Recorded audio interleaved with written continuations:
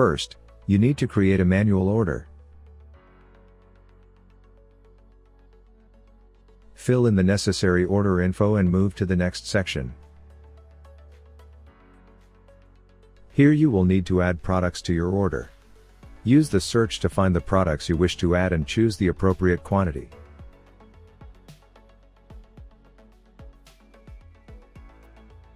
Fill out the shipping details, and you're good to go.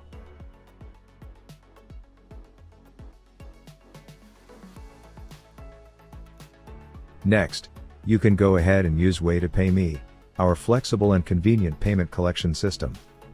Generate a unique Way to Pay Me payment link for your order and send it to your customer to get paid instantly.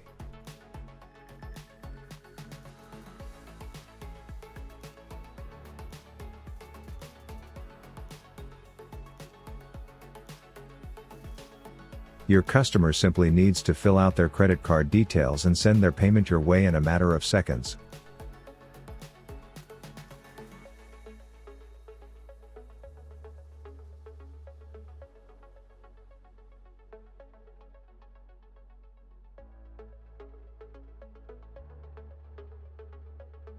Once your customer pays, the order will get marked as charged and ready for shipping.